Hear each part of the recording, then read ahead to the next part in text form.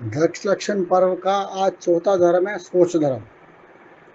जैसे आपको पता है कि हमारे यहाँ 4 प्रकार की कसाय बताई है। क्रोध, मान, माया, लोभ। हम क्रोध, मान और माया के बारे में बात कर चुके हैं। क्रोध के लिए क्षमा, मान के लिए मार्दव और माया के लिए आर्जव धर्म पर बताया था। अब है लोभ। अगर लोभ कसाय रहेगी तो आपका मन शांत नहीं रहेगा। लोभ के परिणाम बड़े खराब मिलते हैं। ये सब जानते हुए हम इसको छोड़ नहीं पाते, और जानते हुए छूट नहीं पा रहा है, और हम भी नहीं छोड़ना चाहते। हम उसका दुष्प्रभाव जानते हुए भी उस पर विजय नहीं पा रहे हैं। तो धन एक ऐसी चीज़ है कि इसको जो है आदमी को भगाता रहता है। और परंतु ये सोच धर्म पवित्रता का प्रतीक है। ये पवित्रता, शुचिता, संतोष के माध्यम से आती है। व्यक्ति को जैसे जैसे लाभ होता है वैसे उसका लोभ बढ़ता जाता है, और यही लोभ एक दिन इच्छा से तृष्णा में बदल जाता है।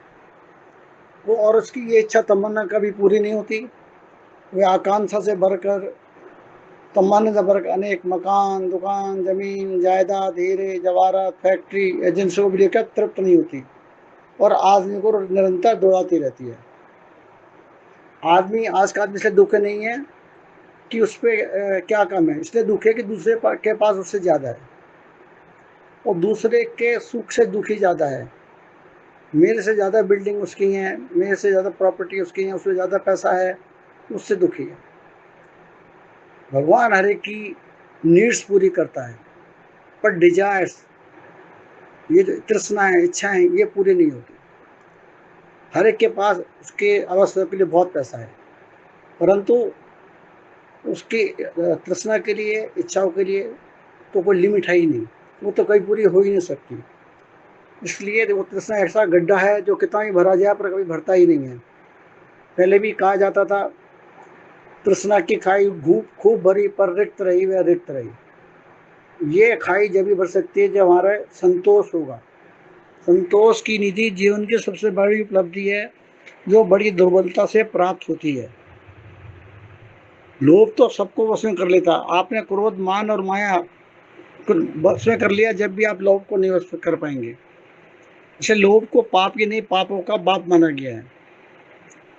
क्रोध, मान, माया तो पाप है, लेकिन लोभ जो है पाप ही नहीं, पापों को पैदा करने वाला बाप माना गया है। इसलिए हमें जो है इस कसाई को जितनी जल्दी खत्म कर पाएंगे उतना ही अच्छा होगा। अब आप देखिए, कई बार थोड़ा बहुत लोभ होता है, हम सोचते कोई बात नहीं, होने दो, पर ऐसा नहीं है। ऋण को थोड़ा, घाव को छोटा, आग को तनिक और कसाई को अल्पमान समझकर निश्चित होकर नहीं बैठ देना चाहिए, क्योंकि धीरे धीरे थोड़ा थोड़ा बढ़ के ही बढ़ जाते हैं। और कसाई की कंडिका मात्र जब व्यक्ति को विनाश करने में सक्षम है, तो निरंतर कसाय प्रेरित हमारे पर्वतीय पता नहीं कहाँ ले जाएंगे। इसलिए इसको थोड़ा मान के भी इसको नज़रअंदाज नहीं करना चाहिए, और अपनी धर्म साधना के बल पर हम कसाय को जीतना है, और इन कसाय को जीत करके हमें जन से जिन बनना है।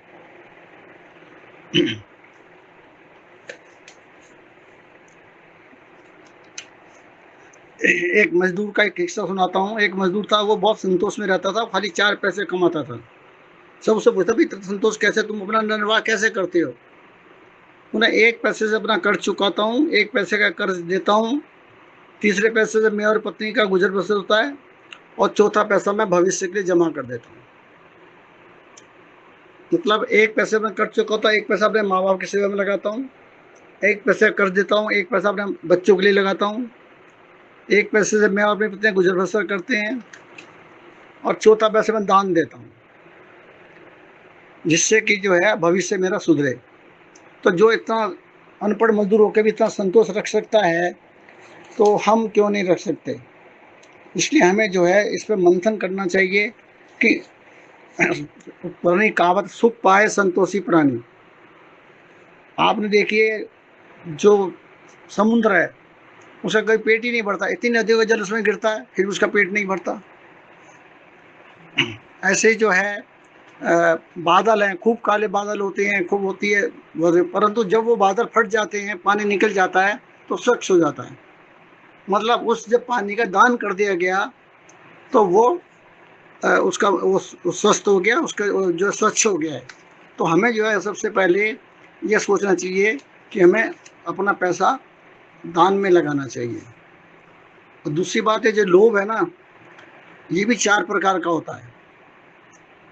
माना वस्त्र में हल्का हल्की हल्दी का रंग लगाओ तो हवा लगते ही उड़ जाता है, जिसको संजुनन लोभ बोलते हैं, जो शीघ्र खत्म हो जाएगा।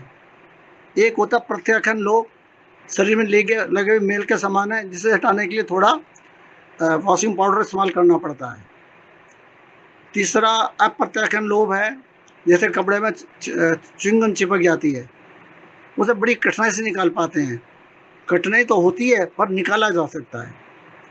तीसरा है अनंतानुबंधी लोभ, ऐसे जो लोभ है जो चिपका सा चिपका भव भवांतर तक अपना संस्कार लेके जाता है। ऐसे ही संस्कार अनंतानुबंधी लोभ कसाय का है, जिसके रहते व्यक्तिगत धन पैसा आदि के प्रति अधिक मूर्छा रहती है। प्राणी इसकी तरफ बहुत परिग्रह करता है, जो नरक और त्रिजंत का कारण माना गया है। तुमने इससे पहले भी ये कहानी सुनी होगी मिडास की, कि यूनान में एक सम्राट होता था। उसने एक बार वर मांगा कि मैं जिस चीज़ को छूँ वही सोने की हो जाए। और वो जिस चीज़ को छूता था, सुबह उठ के तो उन्हें कुर्सी छुई, कुर्सी हो गई। जिसको छुआ वो सोने बहुत खुश हुआ, बहुत लोभी था। तो उसकी बेटी आई तो वो बैठी गोद में, वो भी सोने की हो गई। और पत्नी आई, इसको किस कर रहा था, वो भी सोने की हो गई। अब पानी खाना आया तो वो भी सोने का हो गया, पानी पिया तो वो भी सोने का हो गया। वो दुखी हो गया। आखिर उसे फिर कहा, अब देवता को बुलाया कि भाई मुझे ये अपना वापस ले लो, मुझे ये नहीं चाहिए। ये जो है ये मुझे नहीं चाहिए, आप मेरा वरदान वापस ले लो और मुझे वापस वैसे ही कर दो। जब उसके समझ में आया, फिर उसने तिजोरी के खजाने खोल दिए और दान देने चालू कर दिए। दान के बाद उसके मन को शांति मिली। तो असल में जो है शांति और ये सब देने से आती है, लेने से नहीं आती है। जितना आप दान देंगे उतना ही आप रखेंगे, संतोष रखेंगे, उतना ही आपको फायदा होगा। नहीं तो धन की तो 3 गति होती है, या तो उसे दान करो, या भोग करो, या नाश करो। दान करोगे आपको संतोष मिलेगा, उपभोग करोगे तो आपकी तृष्णा बढ़ेगी। नहीं तो अंत में तो विनाश को प्राप्त होगा ही। कोई लेके तो गया नहीं, आप भी सभी छोड़ के जाने वाले हैं, फिर क्यों इसमें इकट्ठा करने में लगे हैं। मेरा एक दोस्त कहता था, हम तो मैंने क्या कहा यार क्या करें, हम तो पैसा वो कमा रहे हैं जो हमें यहाँ पर छोड़ के जाना है। जो हमारी जरूरत थी वो तो हम कमा चुके, अब तो जो पैसा वो है वो जो हम छोड़ के जाएंगे। और आजकल तो न आप कहते हो बच्चों के लिए कमा रहे हैं, किसी का कोई बच्चे के लिए नहीं कमा रहा, अपनी तृष्णा के लिए कमा रहा है। बच्चे आपके काबिल है, बच्चे आपसे ज़्यादा कमा रहे हैं। ना बच्चे आपको पैसे की जरूरत है, ना आपको प्रॉपर्टी की जरूरत है। आपका इतना अभी भी अगर कोई आदमी आराम से 2 टाइम खाना खा रहा है, किसी का उधार नहीं है, रहने का घर है, तो वो समझ लीजिए 10 इंडिया के पहले 5% आदमी में आता है जिनको इतना सुख है। तो हमें देखना चाहिए जो अभावहीन है, धनहीन है, उनकी मदद करें, उनको दान करें, उससे आपको संतोष प्राप्त होगा। संतोष ही असली सुख का कारण है। बाकी लोभ और धन तो तृष्णा का कारण है, उससे आपको दुख ही दुख मिलेगा और उसका कुछ नहीं है। इसलिए इस चारों, मैं ये कहूँगा आखिर में, हम जितना हो सके चारों कसायों का त्याग करें। अगले धर्म के बारे में कल बताएंगे।